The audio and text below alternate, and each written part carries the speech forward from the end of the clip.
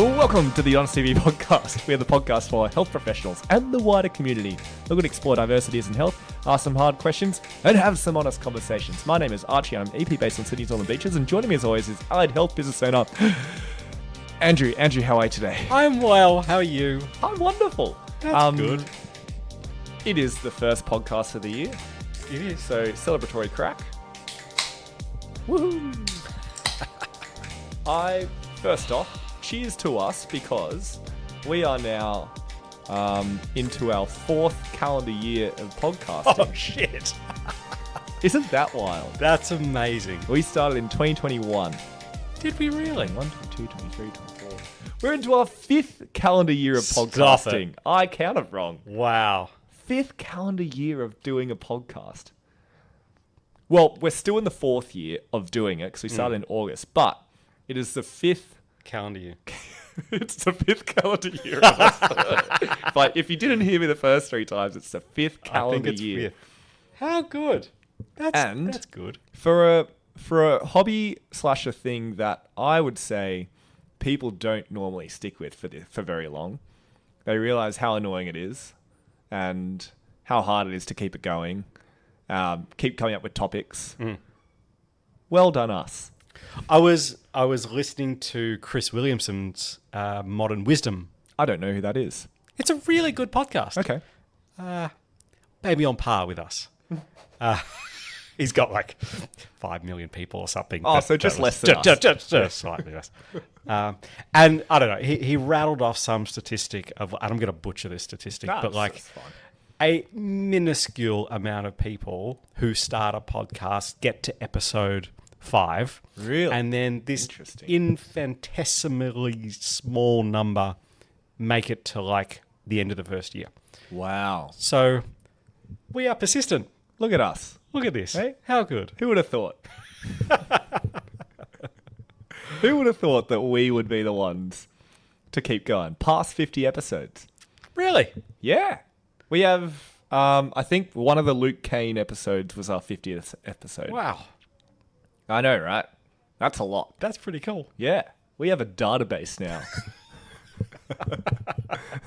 And some of it might be outdated.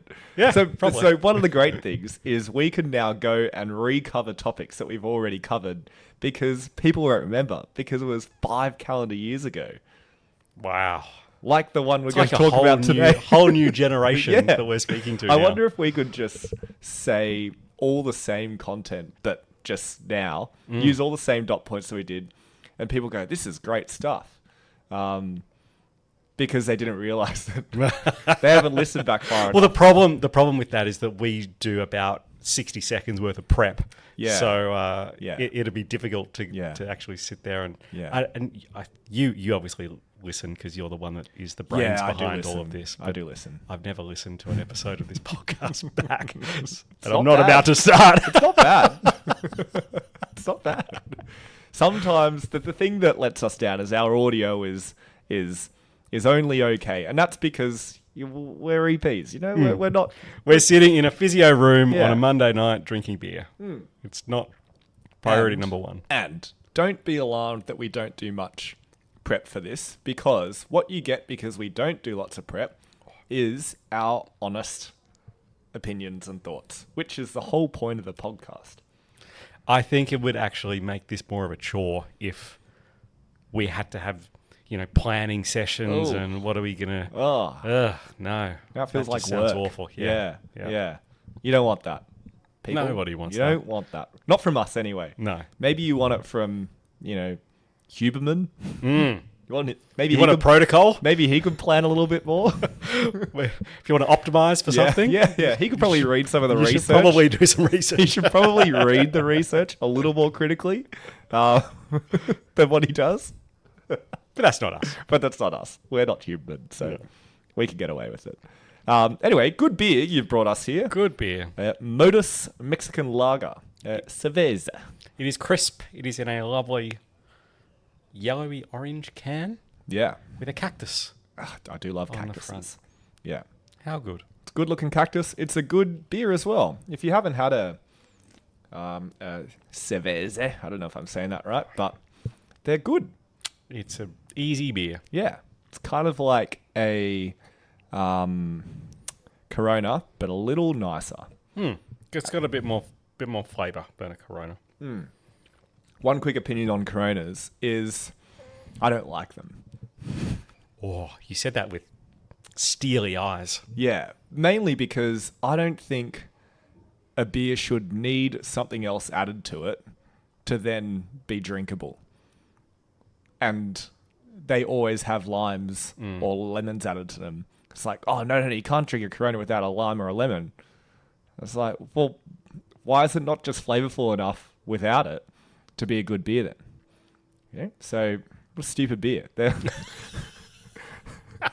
Stupid beer, in my opinion. Like, I don't know. You add the flavor yourself afterwards. We just provide the yellow liquid in the clear bottle. Bastards. Anyway, the topic is we're talking about clinical leaders and clinical leadership in allied health businesses today. We've done a similar topic many years ago, but we thought it's a topic that a lot of people like to hear about, and it'd be worth digging into more and seeing where the conversation goes. So we're going to talk more about it. One of the things that I notice quite often is that people are interested, clinicians generally see leadership as the main avenue for progression in their career, right? They think that moving into a leadership role is the destination that their career should go. But when you kind of scratch underneath the surface a little bit, if you ask, well, what is a leader? What roles does a leader do? What are the accountabilities that a leader has?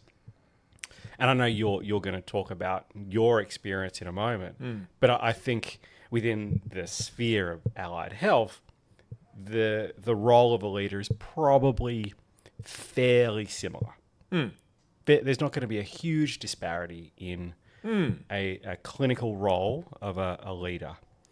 So, do you want to tell us a bit about your journey, how you sort of notice the changes in your role going from purely a clinician role into a senior, into now head of EP, and what those roles look like?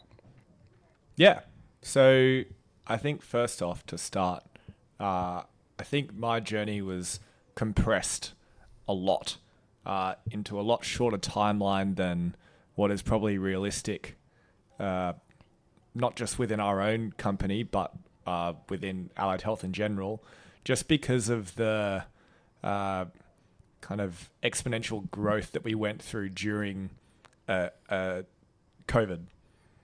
So kind of coming out of COVID into late 2020, 2021, that kind of time. The team and the business grew quite significantly, quite quickly, from a very small team into quite a large EP team. So roles and responsibilities changed and had to be created and moved quite quickly. So the role that I was doing as an EP, and then into a senior EP, and then into a head of EP, happened quite quickly, which is probably was more of a need for the business rather than me moving quicker by working harder. I don't know. I don't know how to word that correctly, but I think it's just a caveat is that like the time it took to do things was probably more as a result of the business growing incredibly quickly than me jumping people or ladders or that sort of thing. If that makes sense. So in terms of just like generally what it looked like is I became a senior EP in 2021 or sometime around then, when Lauren was head of EP.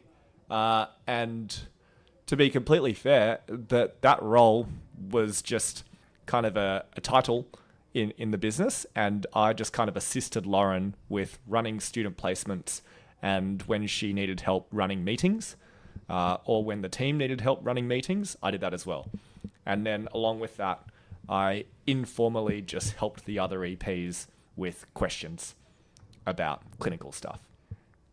That was kind of the extent of that other responsibility, other than just seeing a full caseload of clients. So full caseload of clients continued as is. I still saw everything that walked through the door. I still saw my own initials. I still did my own referrer networking, all of that stuff. And then just kind of on top of that, I then also helped Lauren with more meetings, and we were already doing placements, student placement stuff. So it's kind of continued doing that. When Lauren then moved into her role as like head of team development, I think that was the next one she did, then the role of head EP kind of became vacant. And so I just kind of stepped into that. So I stepped into that because Lauren moved out of it. In terms of what happened then is, at Rebound, we do, every practitioner has weekly mentoring with the head of discipline. So I took over the half-hour meeting that we do with each individual every week. And then I also took over running of the EP meeting that we do every week on top of that. So that was kind of the main changes in terms of those main roles there. In terms of behind the scenes, the things that kind of got added in over time, and now is it looks quite different. So over the course of the last like 2.5 years, my utilization on my caseload has dropped. It dropped initially down kind of 4 hours, and then another 4 hours, and then another 4 hours, and then another 4 hours. So hey, hang on a minute. Yeah, that's no. How's that math working? Yeah. So it went from around like 28 to 30 on average for a week, down to kind of 24 as a guide, then 20 as a guide, and then to around now where it sits is around like kind of 12 to 16 depending on the week. Fluctuations is where like my face-to-face with clients sits. So face-to-face with clients, 12 to 16 hours a week. Yeah. What do you do with the other? So the other face-to-face time of that is half an hour with each EP a week. So there's 10 coming into 12 EPs in February coming in. So add another 5 hours of that there a week. And then for new EPs, we do an hour a week induction for the first like 3 months. So that's that's an hour there as opposed to half hour there. So that's another kind of 6.5 hours a week of those. On top of that, it's then running the EP meeting, which is 45 minutes to an hour generally. I then have a meeting with my head, which is Lauren at the moment, which is an hour a week to cover a whole bunch of things. And then also have a whole kind of clinical leadership meeting as well, which is another half hour as well. So there's a couple more meetings on top of that. And that leaves in terms of like diary space, it leaves an amount of time, but it's more just about like the amount of things I just need to get done in the week, which is all the other stuff, I guess. So that's kind of, you still have your client admin stuff. So it's still the client notes, reports, programs, check-ins, management plans, doctor's letters, all of that stuff that you'd be doing for your clients anyway. Obviously, there's less of that than what the rest of the team has. So it's kind of maybe around half of that on average to what the rest of the team would have. And then I still have my own kind of referrer networking and that sort of stuff that I would do on top of that. And then there's kind of the other parts of the job that I'm sure we can talk about as well. Well, this is sort of where the spectrum of what a leadership role can look like in allied health. Well, I guess, that's probably just the standard stuff that works for anyone, right? Yep. Yeah. And then there's all the ad hoc stuff that sort of comes in. Yeah, so I guess depending on where you work, those things might be very different. So, but it would probably break down to a bunch of categories, right? Where some of it would be Recruitment. Recruitment is one. So you tell us about how we recruit. So recruitment for us is kind of very much a grassroots thing that goes a lot into building our foundations of and our reputation as a good place to work. So a lot of that comes down to how we run our student placements. So we put a lot of ongoing effort into improving the way we run our student placements. So I work with our senior EPs to help improving that process. We then also use our social media as well to appear like a good place to work. Well, we are a good place to work, but also make that public perception there. We also kind of continue to improve our induction and what we do to help our team develop clinically, so that when we talk about our jobs and these kind of things that we are offering, we do have an amazing offering for new people who might want to join the team. You are obviously quite generous with CPD allowance and that sort of thing as well. And then all of our kind of internal clinical resources that we put together in the induction and further mentoring to make that development really, really good. So there's an entire academy worth of resources that we create on top of that. You're also quite involved in the recruitment process. Yeah. So what do you mean like that? Like interviewing? Is that what you're talking about? Or I mean, identifying when there's a trigger for recruitment. Oh, I see what you mean. Yeah. Yep. So I guess that comes down to kind of tracking the performance of the team as a whole then, right? So tracking number of initials that come through the door for us, tracking people's utilization as a whole. And we have triggers for, once the team, has this many initials coming through the door and caseloads are utilized at this point over this amount of time, then it's time to look to hire people. That's kind of the straightforward breakdown of that. Yep. And so once that trigger has been triggered, we put a job ad out. So that might go out on Seek. It definitely goes out on LinkedIn and our socials and this kind of stuff. We also have a database of students and people who've gone to our website and signed up for our graduate program, which is basically just like an expression of interest, basically, for future roles. And we talk to all these people. We contact all of them. And then we go through an interview process. Yeah. And that happens a couple times a year. So we most recently had one, in December. So most of December was talking to applicants, doing interviews, discussing, planning, that kind of stuff. Yep. Yes, that was a decent amount of it. Which, if that didn't happen, December would have gone towards doing other things instead.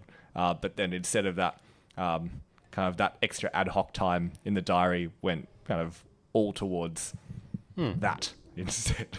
Yeah. And look, it's been a fairly common trend for us over the last 5 or 6 years where, we throughout the year, we sort of progressively get busier and busier. September, October traditionally are our best months of the year. From a new client's perspective, from, people returning for new cases or new issues. But businesses are often hesitant to recruit in November and December because you've got this big chunk of time where generally half the team goes away and half the clients go away. So it's like, well, I'm not going to recruit for them. Yeah. So this is why we have such, and we put such a big emphasis from a recruitment perspective onto our student program is that we know that by the end of January, all of those people have come back. The clinic's busy again. We're hitting those numbers. And so the students that have been with us throughout the year are starting with us in after Australia Day. Yeah, so we're catching up and meeting and having coffees with people all through the year, even though we're not hiring all through the year, so that we've already identified potential future team months beforehand, ideally, so that the hiring process is quite quick then. Either for when we reach those outcomes, that performance outcomes, when we trigger adding a new person or someone moves on to another place. So that's kind of an ongoing thing, like looking for future team and helping build future team. Yeah. So that's kind of one of the ad hoc things that happen. Yep. Yep. One of the other fun ad hoc things that happen, well, not so fun, is I don't know if you used to get this, but I definitely get this now. Is every morning I wake up and I'm always up late at 6:30, no matter what, expecting a call or a message from the team to need a rescheduled day, kind of stuff. Yeah. Yeah. But that I do every day just because that's part of the job. Like being up and being the person that people contact if they need to change something. Yeah. So it's kind of not an hours thing or like something that's scheduled in the diary, but it's just like a thing that happens. So you're just ready for that to happen at any point. Being in a client-facing business, you kind of have to be, right? Like people need covers, people need cancelling, and in some poor situations, like the person who is sick is too sick to do anything. So they just need help to cover stuff. So that's something we do. Yep. Which is just part of it. Yeah. Yep. Yeah. You're also involved. I want to save the performance or the numbers side of things for a later part of this conversation.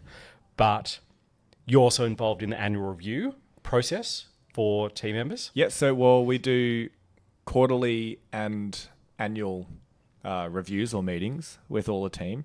So every 3 months, it's another half-hour meeting with each of the team. And before I go into those, we definitely plan stuff, and I reread previous quarterly plans and also talk to Lauren and talk to myself about what might be helpful with that specific person to discuss in that quarterly plan. I might review some numbers or some targets that they previously had, so that we can talk about how we're going with them, or even talk about a plan to move to the next target, or be able to stimulate some conversation or start some conversation if they are a little lost in terms of what they want to talk about or what they want to focus on for the next quarter, whether it's CPD or networking or ways to improve their clinical service that they're providing. I want to have an idea of all of those things before having those meetings, so we don't both say, I don't know. Yeah. Don't sit there for half hour, because that wouldn't be good. That's not very productive. So do that. And then in the annual meetings, then yeah, absolutely. There's lots of planning that goes into that, because ideally you want to go into that meeting with someone. This is probably a good conversation. Like what kind of happens in an annual meeting and what kind of planning we go through, but then also what kind of planning the practitioner should go through if they are going to have an annual meeting with their boss or the supervisor or manager or whatever. So ideally I want to have planned out the whole conversation before we go into the conversation. So it's unlikely that any new information comes up that I don't have an answer ready, or I don't have a plan for how we could deal with.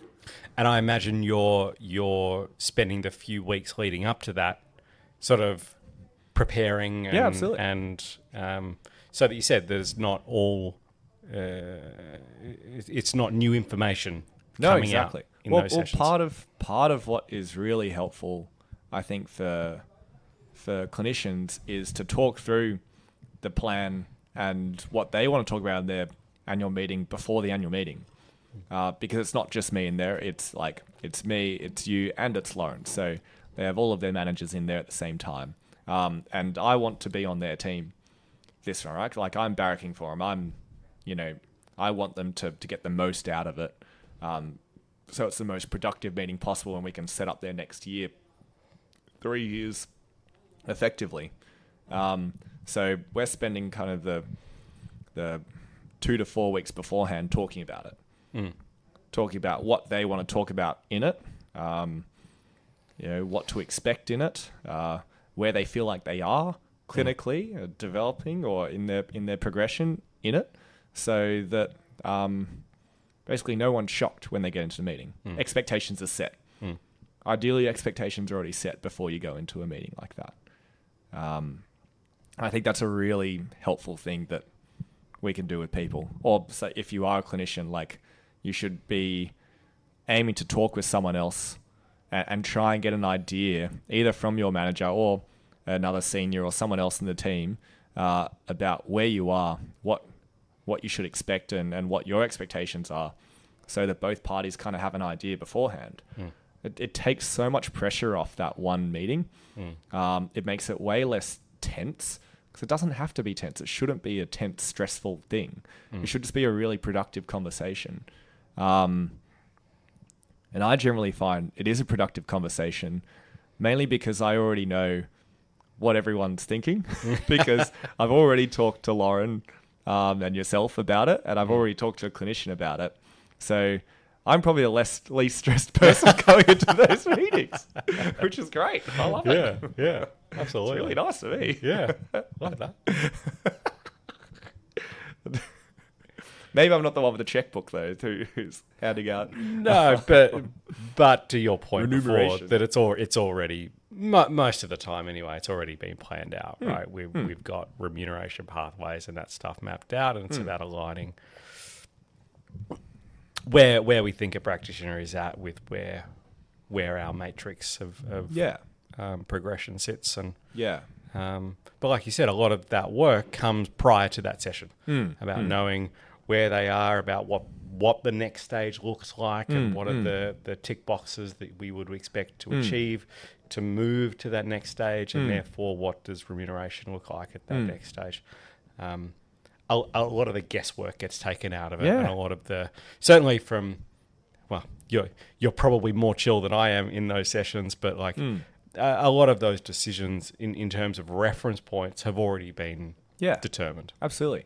But it's something like, as a clinician going into it, you should already know the answers to every question that's going to be asked of you. Like, you should already know the question, like the answers to the questions of, where do you want to be in 12 months? Where do you think your CPD has to go over next year? It's like, what's your plan for, building towards seeing more of your ideal client? What do you want to be doing with your career in 3 years' time, 5 years' time? You should already have the answers to these questions. So the conversation isn't about, trying to tease it out of you. We should have those questions answered really quickly, so then we can talk about how. That's way more productive than using the meeting to work out what, and then having to then talk more in the future about, okay, now how? It's like, well, you've got all of the brains in the one room that you would want, like yours and your managers, and maybe another managers on top of that. Like, you use that time effectively. If you don't know where you want to be in 3 to 5 years' time, that's okay as well, because the answer to that would then be like, get a diverse range of experience. Spend the next 3 years exploring what the options are from a clinical perspective, and then through regular catch-ups, be able to just go, oh, actually, I saw this client and I was fucking in the zone. Like, that was great. I want more of that. And so you don't have to have all the answers in that session, because the answer might just go and experience a whole bunch of stuff. Yeah, absolutely. And that's great. And also, it's probably important now to acknowledge timelines as well. That I know specifically as EPs, this is hard because you rarely see EPs in your business or in other businesses that are more than 5 years working. Like, it's very, very rare. But if you look in any other allied health, chiro, physio, podiatry, psychology, all these kind of things, like the career timelines are stretched out a lot more than what we see in our kind of a short-term view. This is something that I got definitely reminded of when we talked to Luke Kane last time in the second half of that podcast, is when he was talking about how much time he spent diving into musculoskeletal, like professional development, and how much of an expert he got to over a long period of time. And then when he was like, if I didn't spend the last 10 years or 12 years or whatever focusing on business development, I'd be like exponentially better as a clinician than I am now. And that was someone who was already been practicing for like 10 plus years before he started doing all the like business stuff on top of that. And he was already thinking, it's like, no, on top of that, I would be even better. I would be like so much better than I already am if I put more time into it. And it's like, wow, that's someone who is already very, very good at what they do and built an entire MSK business off his own reputation and his own like word of mouth. And he's saying, it's like, I would be so much better than what I am if I put even more time into it. In your role, how important do you feel being an excellent clinician is to that role? After that chat, I got a kick up the bum. Really? I felt a big kick up the bum of like, fuck, I'm like not good enough at being a clinician. I need to be so much better. And I think it came at a really important time because I definitely had like a down year in terms of clinical professional development. And a down year where for some reason I just wasn't like seeking out as much kind of learning in terms of clinical side. And I reflected a lot after that. I was like, oh, I need to be so much better. So definitely after that, I think you can always be better. And I think it's almost more that mindset of always wanting to be better, always having to be better as a clinician throughout your entire career, that if I lose that, then I don't think I can do my job well. Because if I'm just okay with where I'm at, then like why should people, ask me for advice? Ooh. It's true though. Is it true? Well, yeah, it's like if you do business mentoring with people and you go, well, if I'm good enough to mentor other business owners, I'm good enough. Do you stop learning? Probably not. No, well, definitely not. Because you still go and like spend a lot of time learning more about business and learning more about how to be a good leader and learning more how to like build a team and learning more how to improve client experience and all of these things. So you still do all of that. So I think it's the same with being a mentor of clinicians. So I'll ask you this about you specifically, and then I'll ask it more generally. Do you feel it's important to still be a clinician? Like in your role when you are mentoring other practitioners clinically, do you feel it's important to have your finger on the pulse of still seeing clients? Ooh. From just my experience currently, within our setting, yes, I find it incredibly helpful. And I think I would take a huge step back if I wasn't seeing clients. And I know that Lauren feels like that. That if she was still having to clinically mentor, she'd be like, oh, wow, things have changed, or I haven't had my hands on the tools as much lately. Or even just within our business, like knowing how all the softwares work, knowing what the current management plans look like, knowing what our new group class software and how it works, and going, oh no, I've done what that person's trying to do. I know how to do it quickly or more efficiently, or I know how to solve that problem. I think that's important. Absolutely. Yep. I personally, I agree. I think that's Not only because of being finger on the pulse and actually being able to take all of the research that you've read and all the seminars that you go to and being able to apply it yourself in a clinical context. I think that is important. I think it's about relating to the challenges that people are going through, and that sometimes you don't get to see your perfect client all the time, and if their mentor is in a similar boat, it's not a defeatist sort of attitude that you end up taking. He's got his perfect caseload. Oh no, he still has that person that doesn't love seeing, but he's the other 90% is still pretty good. Yeah, I still see whatever initials come through the door and whatever initials just book in online. Absolutely, I think that's really important. And when I do hand over clients, I still have clients I don't like. It's as you should. How do I relate to people having clients I don't like if I don't have clients I don't like? Exactly right. Actually, I'm going to put this on you.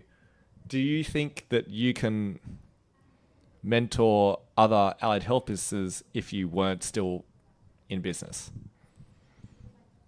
Oh, that's interesting.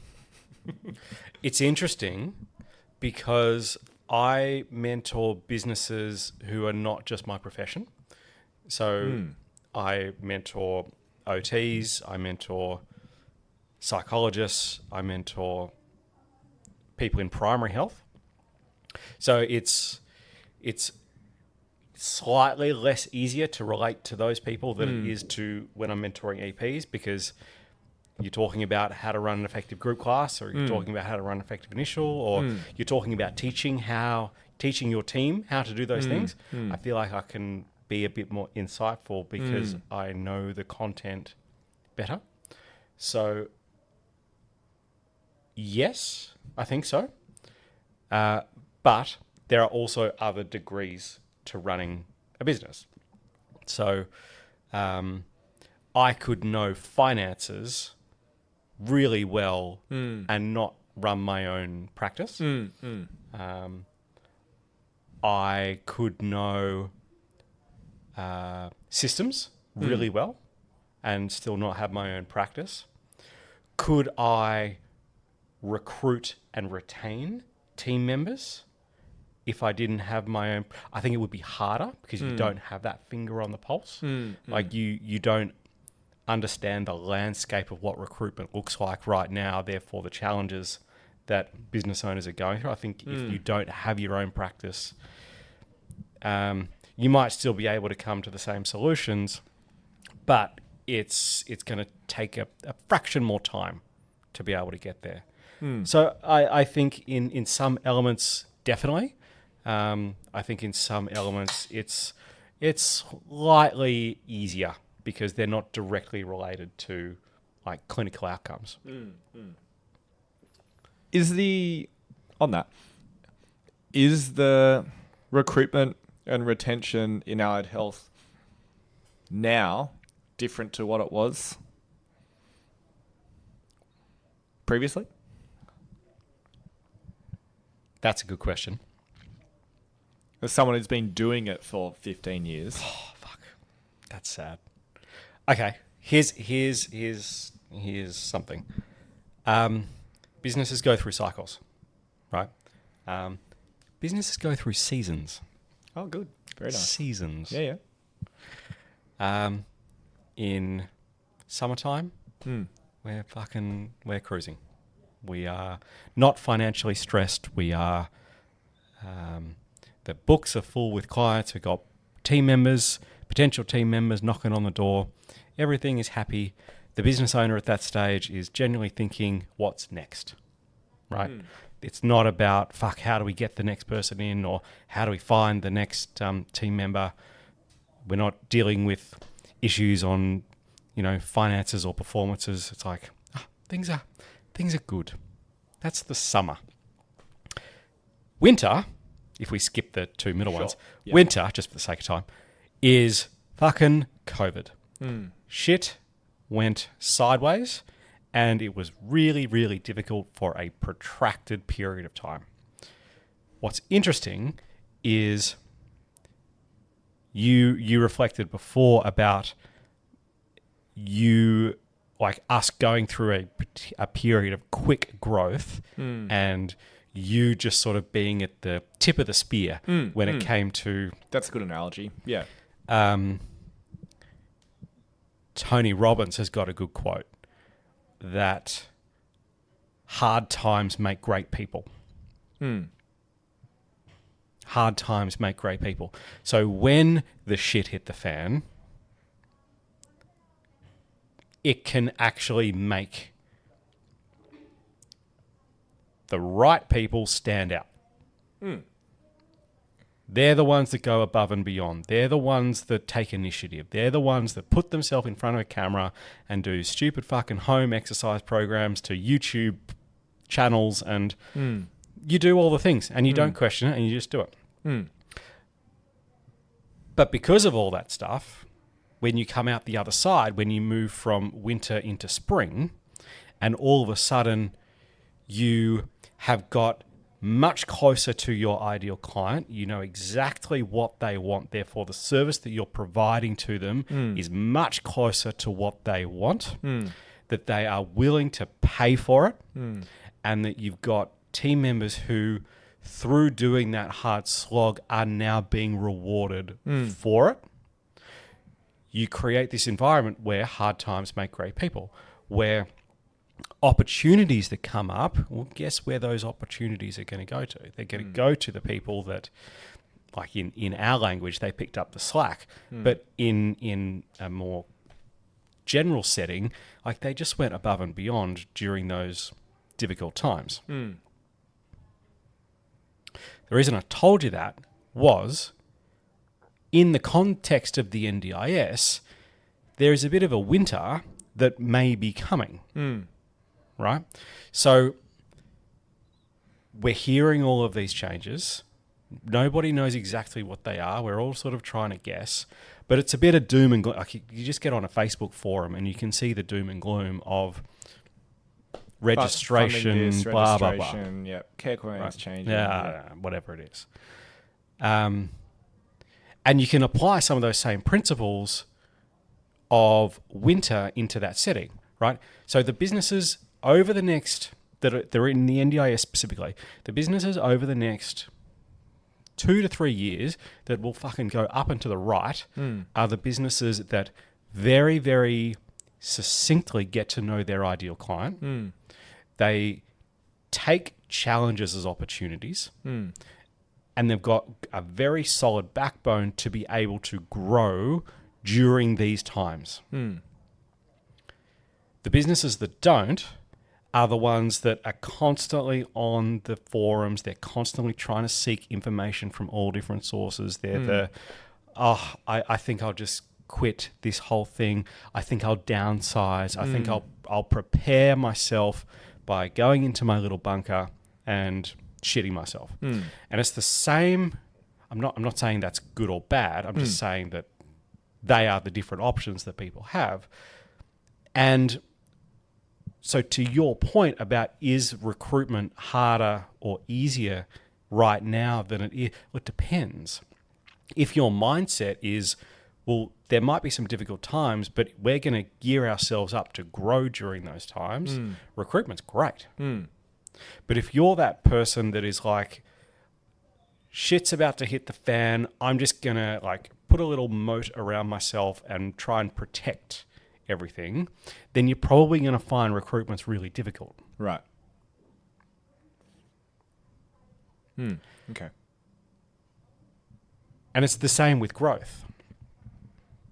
Because if you have a team that is like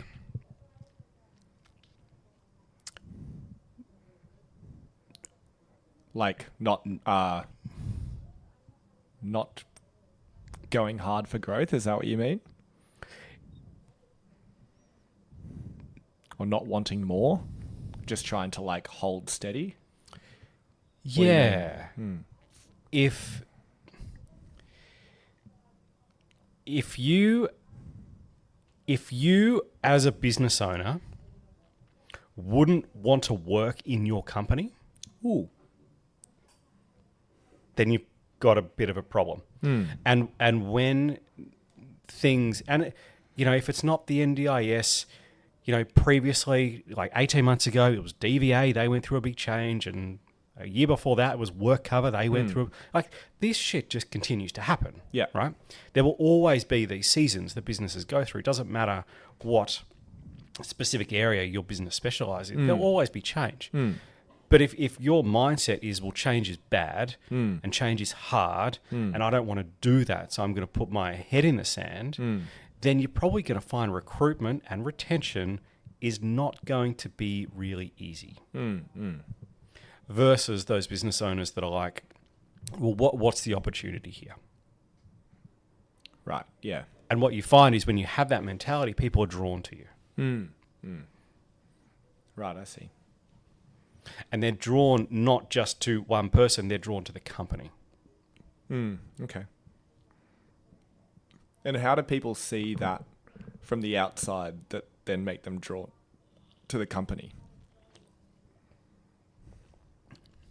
Well, they're still doing all the things, number one. Right. They've still got their student program running. They're still getting involved in the community. They might be putting that through their socials or maybe not. If you were looking for a role and you reached out to the business owner and you got a response that said, hey, like, I'd love to have a coffee and learn more a bit about your situation. Yeah. That's probably a good sign. Well, yeah, we literally just hired someone and I'm still organising to have coffee with EPs, even though there's no job on the horizon that I can see. But there will be at some point. There always is. But I still want to meet the best EPs that could be out there around, so that when there is an opportunity, I can ask them first. What are the hard bits about your role? What are the hard bits about leadership? Oh, lots of it. I've definitely noticed this more lately, and I also get told this at home as well. And if team members are having a tough time, life-wise or clinically wise, or lack of direction or lack of passion, or they've got other shit going on, I feel that as well. And like, that's just being a human and like caring about my team, because I care a lot about my team. So when they're going through stuff, like I feel a bit of it as well. And obviously, like there's a right amount that I need to be able to kind of empathize with and care about with them, which is a lot. And then afterwards, to then continue with the other parts of the job, I need to be able to change and shut that off as well, to then go and talk with someone else, right? Like to change completely from that person, like you would with clients, same thing. So that's always an interesting and hard part of the job, especially when what they're going through, you don't feel like you have much control over, and you don't feel like you have much of an answer to help them either. It's more just like riding out the storm and making sure that whatever they are going through, like they do have the support that they need, and they say it is some life stuff, like they do have the support they need, and they do feel supported at work. And this is like a safe place for them to come and continue to come. And they know that like I can help them with things when they need to. Other than that, that's just going to be a tough time. It's like, okay, it's just going to be a tough time. And we'll just ride through the storm. Yeah. So that's always tough. And it's a little different to say when you have a client with that as an EP specifically, or actually in most professions, whereas you might see that client once or twice that week for a total of an hour to 2 hours. And then, outside of that, it's like, cool, life goes on. I'll deal with them when I see them next Monday. Whereas like when it's team, you see them every day.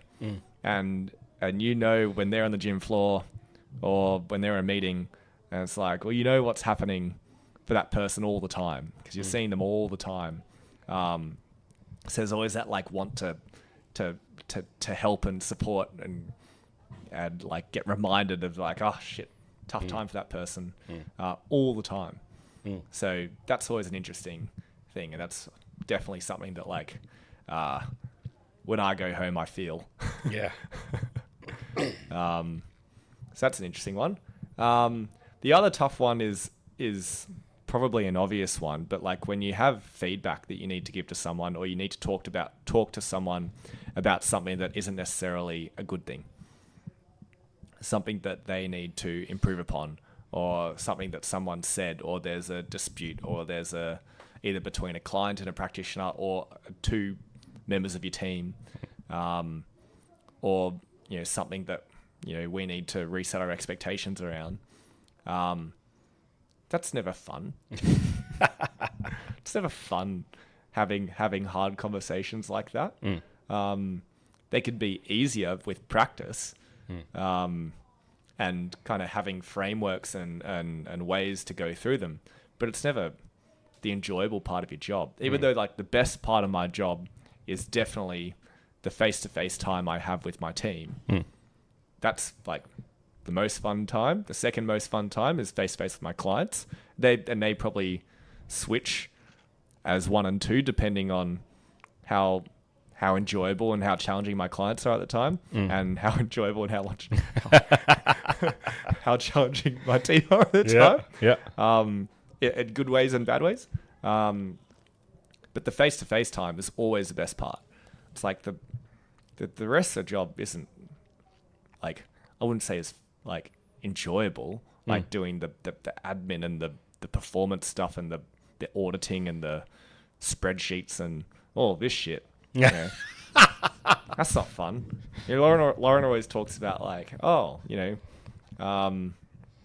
would you ever want to go non-clinical or do a job like mine? I was like, fuck no.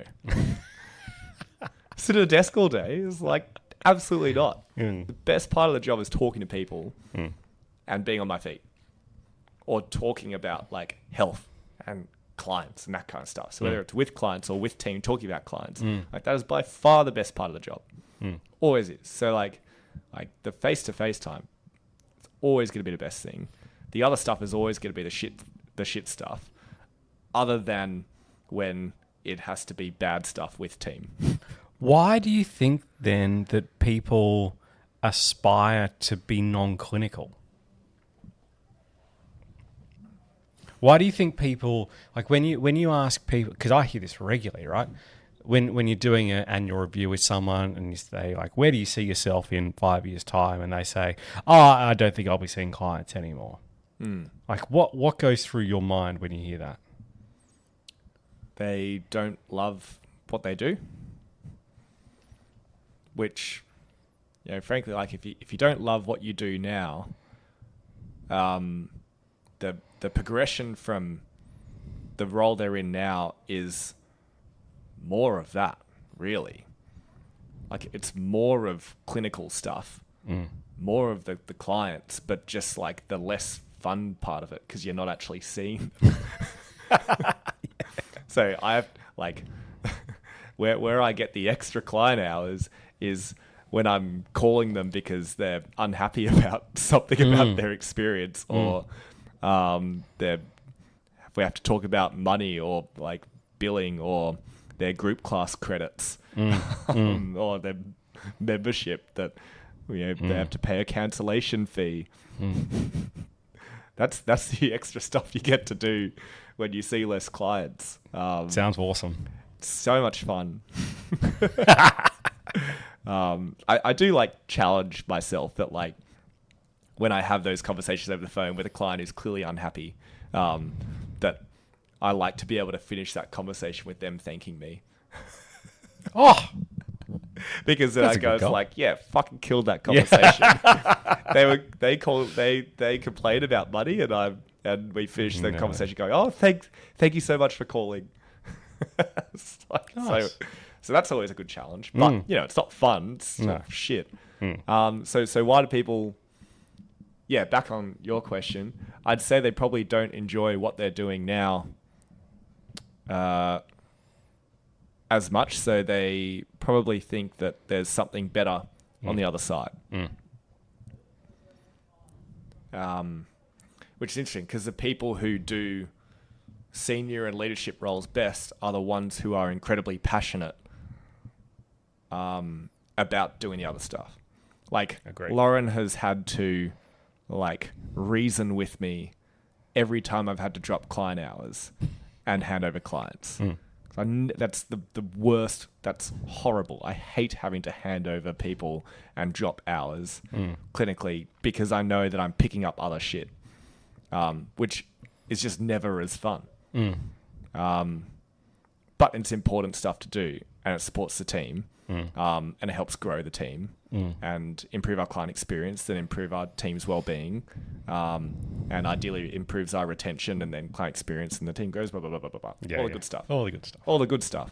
But yeah, if you're not already passionate about what you're doing, then I don't think that's a position where you're then going to go, well, I can't wait to do less of what I'm doing now.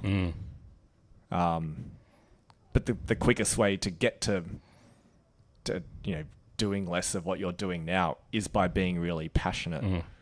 But it's kind of a weird dichotomy though, right? Because the people who are most passionate about doing it will do the best job of it long term, and they're the ones that will grow the most and develop the most and be the best clinicians, but will probably be the ones that are offered opportunities to then teach the rest of the team how to be as good as they are. That's kind of healthcare, right? Like the progression in healthcare is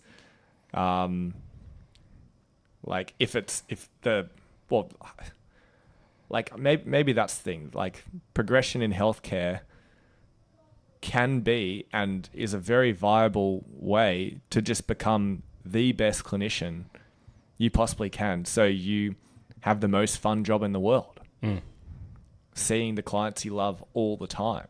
It's like, why would you want to leave from that? It's like, if I could see my favorite clients all week and I'd be the happiest person in the world, which is what I did. Like, that's absolutely like what the job was for a long time, was just like seeing all the clients. And I still remember doing that and how quickly weeks went and how quickly days went, and how I was like, yeah, I'll squeeze another person in there. I was like, I'll put another person at the end of the day. I want to see that person. Yeah, come in. Like, I don't care. I just want to see that person. It's the best part of the job.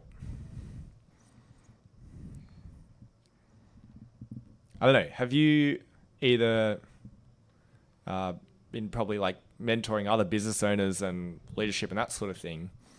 Does that kind of ring true to you? Like the people who progress are the ones that are most passionate, or are there other things you notice of like, oh, that?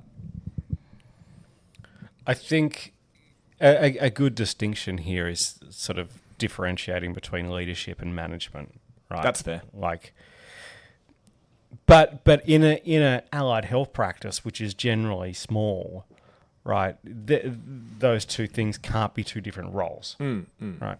So,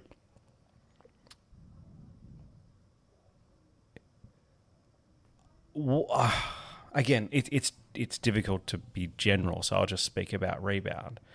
But like the people that that we've sort of got our eye on as like, oh, that's a person that we want to nurture, right? They're doing the right things because they've always got a positive vibe, because they're actually getting really good results with their clients, and it seems like they give a shit. And so you put that person in charge of a group of people that will spread generally. Like, you can't fake passion No. for your role. And if you're vying for a leadership role, you have to fucking love what you do. Otherwise, everybody else will see it, and the team will become an underperforming team. / you don't want the person who's not passionate teaching the other people No, God no. what to do. No. And if you're, I appreciate results can differ from client to client, but if you're not passionate about what you do and your clients aren't fucking raving about what it is that you're doing, to your point, like, you see that. And why would I get that person to mentor other people? That seems illogical. Versus the person that is willing to go above and beyond, is willing to do that extra thing, call that person, send that email, respond to that message. Without asking. They're doing it because they think it will help that client. And you can't teach that. You could probably nurture that over time with positive influence from other people in the business. But that's a slower progression versus someone that's just like, I just want what's best for this person. And I am willing to do that thing because I think it will get a better result if I do it. And that can be about the client, or it can be about a referring connection they want to make. It's just got to be, it's like, I want this, so I'm going to do this. And this is where teaching leadership comes into place, because it's like a lot of teaching leadership principles is just about articulating the things that you're already doing. There's not a huge amount of like new formulas and new ways of doing things. It's just actually putting a name to something that you're already doing. And then you can therefore teach that to other people. Yeah. And like the actual the skill of teaching, a lot of it's natural, and then some of it is framework and learning as well. But a lot of it is like putting a framework around what you naturally do well. I think it's very hard to teach from scratch. I think that's a hard thing to do if people don't already understand how to teach or how to instruct or these kind of things, right? Which, in being a healthcare practitioner, you should know how to teach. You should be doing it 30 hours a week. Yeah, exactly. Yeah. Your job is to motivate people to learn and guide them through learning things. Yeah. So that's no different. You're still dealing with humans. Yeah. Good human skills.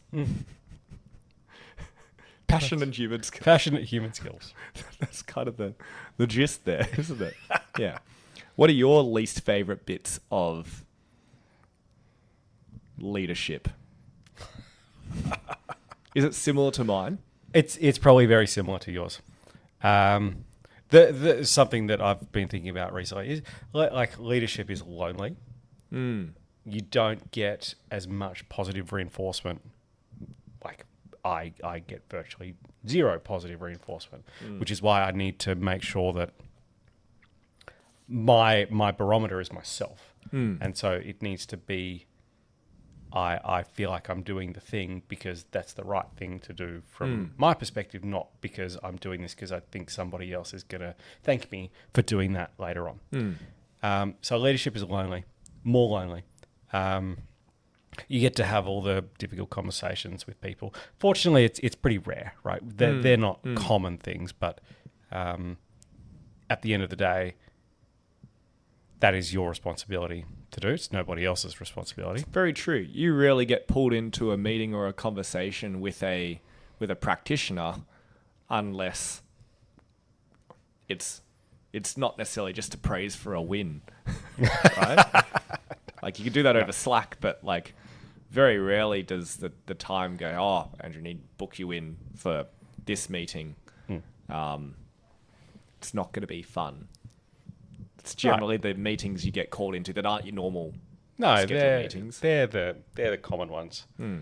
There's a lot of boring work that happens. There's a lot of policies and systems and practice management softwares and all that sort of stuff that is necessary, but it's not exciting. You do it because you know you should do it, and it will solve a problem. And so you try and seek a sense of value from doing that sort of stuff. And you can to a degree, but it's not like, I get up in the morning to write policies. It's like, that's... ChatGPT gets up in the morning to write policies. Sure does. Yeah. Loves a policy. Loves it. What's the fun part of your job? What are the parts of your job that you get the most satisfaction out of? I get the most satisfaction out of seeing positive feedback from clients about the team. I get this. So this is a bit. This is a bit materialistic. This one, but like when somebody in the team buys something that's meaningful to them, Luke was talking about this as well. they buy their first house, or Yeah. they buy a car, or they go on a holiday that they've always wanted to go. That's cool. That's it's not my reward, but it's like, I get the warm and fuzzies from that. Yeah, absolutely. When we hire people, like bringing people into the team, the way that we do our induction is that the head practitioner will focus on the clinical side of things, whereas I get to focus on the story of how we got to where we are and the pathway of where we think we're going to be going. You know, like that's fun. I get enjoyment from that. Yeah. But it's like 5% super positive, and like 80% meh, and then like 15% this is shit. Oh, Like it's not you're not walking around thinking this is fucking fantastic every single day. Like it's still, there's still work that needs to happen. for sure. Yeah, I guess that's a good point, right? Like the progression through clinical leadership into even business ownership doesn't lead to less work. You don't necessarily transition from like face-to-face client time to sitting at a desk and chilling out. No, It's, quite. You do more work. Yeah, and it normally comes at the point where you go, okay, I'm only dropping clinical time now because I have too much to do and I can't keep up anymore and I'm falling behind. And then it goes, okay, time to drop 4 hours. That's how it's happened for me anyway. Is that it was always like, oh, okay, I can't keep up. Okay, time to drop a couple hours. And then, oh, I can't keep up again. Time to drop a couple hours. It's gone that way rather than like, hey, all right. So now, as head of EP, let's hand over half your caseload and we'll go from here. And then we'll build back up. It's like, no, it's gone. It's the squeezing down rather than the right. the building back And up. that's the way that we coach people to do it, right? Whether you're in a clinical mentoring role or a business owner role, and you're trying to do that, like you don't reduce your time and then try and fill it back up again, because you'll fill it with shit. Yeah. You have to have the pressure to like, I physically cannot do the things that this business needs me to do and see the caseload that I'm doing now. I have to choose. Yes. And then it's like, okay, well, It's got to be a pressure release. yeah. Yeah. And it's got to be, which valve do I release? Yeah. And do I release the pressure from clients or do I release the pressure from this job that I actually don't need to do? Yeah. And the answer to that question comes from, where do you see yourself in, or where do you want this thing to be in 3 to 5 years' time? Sure. And what are the decisions that will take you closer to that outcome? Sure. / what's more important for the business right now? Is it like immediate revenue, or is it like plan for the next 3 to 5 years?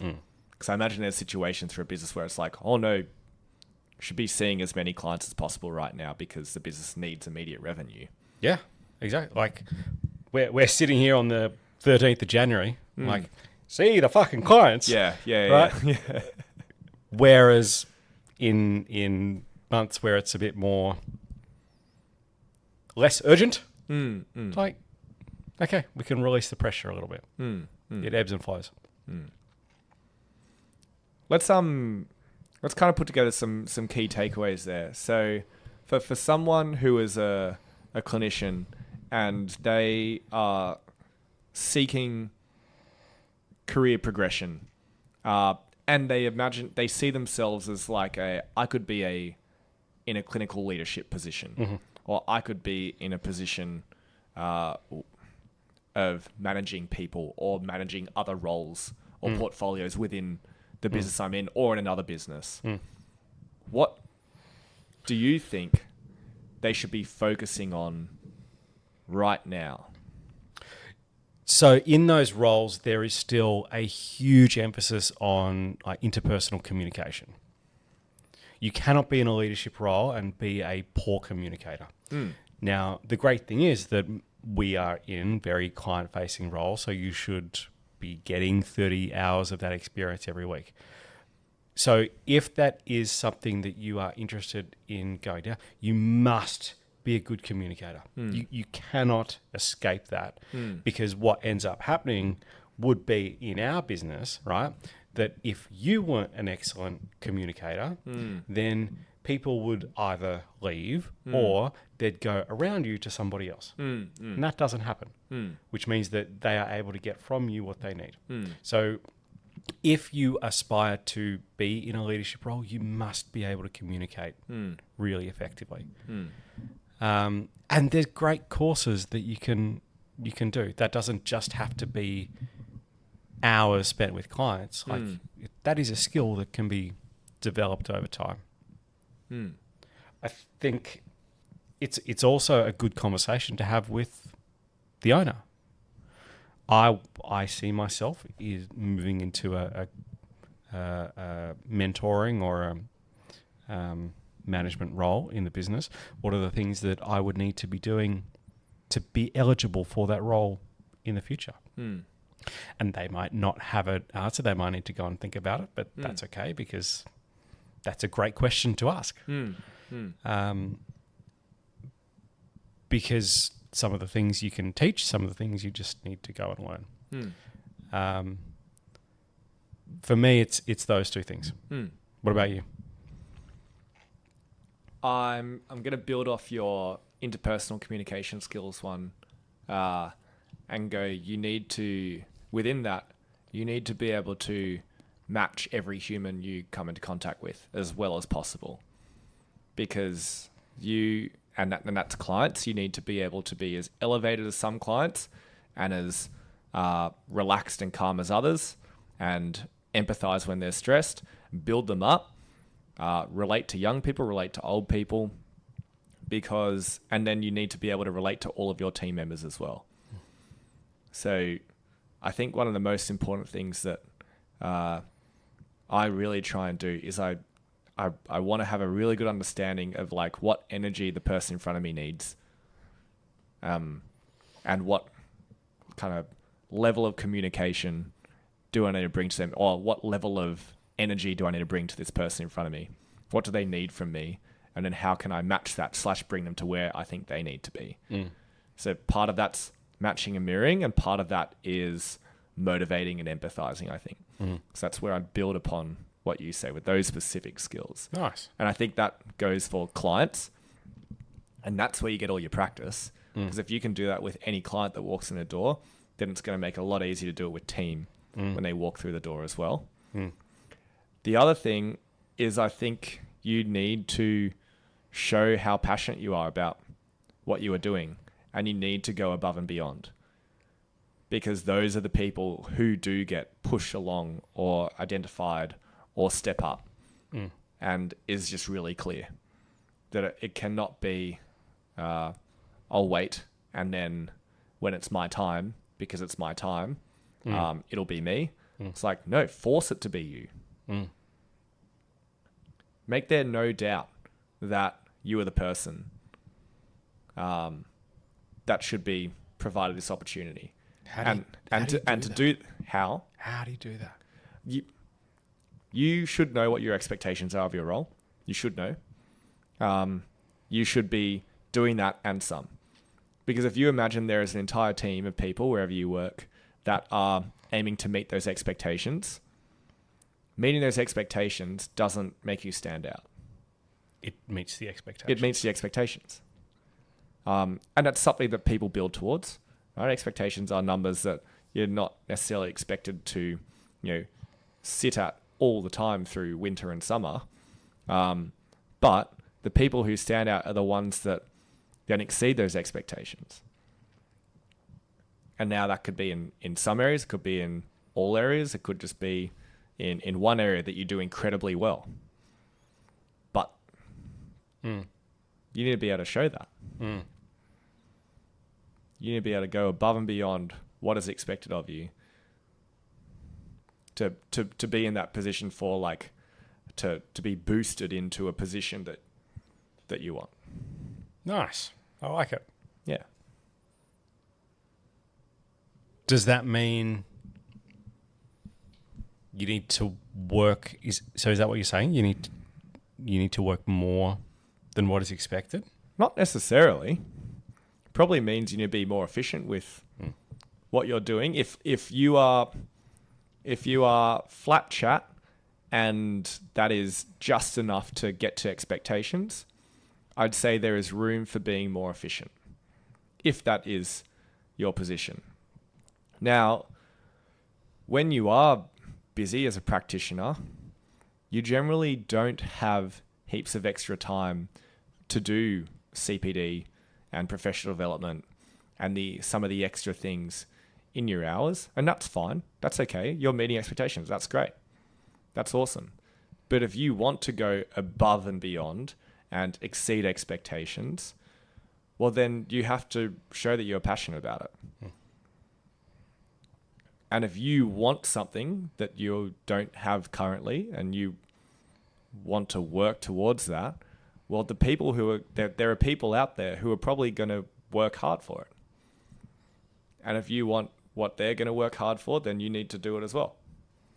So I'm not saying that has to be, a designated number of hours a week, but you have to find time to do it if that's what you want. Yeah. But if it's not what you want, that's okay. That's also fine. Yeah. I was asking you to do more than what's expected. But if you want more than what's expected, then you probably have to do more. / be the most efficient person in the world, right?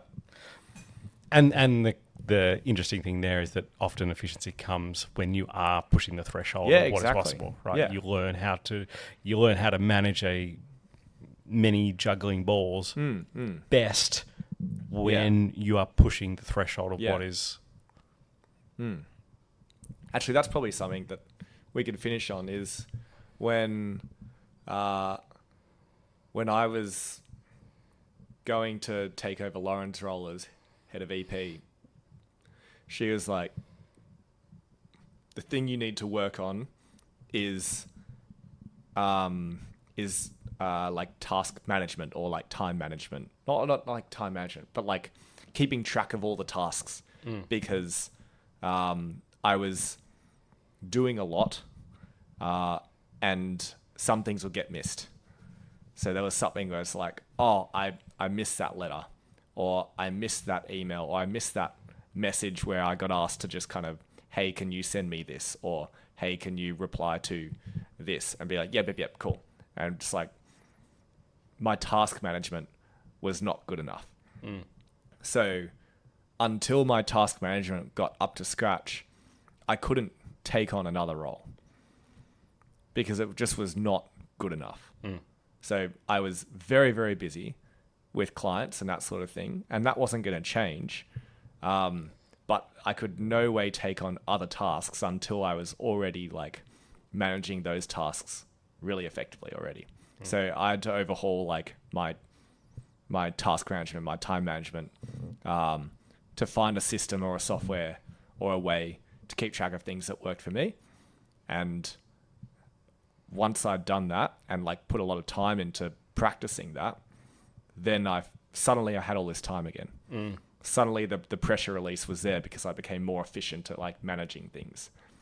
So I was finding I'd sit down and I'd go, oh my God, where do I start? But until I like worked that out, then, I wasn't finding extra time. Yeah. Nice. Yeah. I like it. That'd probably do. That's good. Yeah. I don't know. We think so. You can let us know or not. We always need topics. So message us on the Honest EP on Instagram. Give us topics. Whatever you want us to talk about, we'll talk about. We will. We don't care. We don't care. We'll put 60 seconds of thought into it. Absolutely. And we'll talk about it. So let us know. Anyway, goodbye. Toodaloo.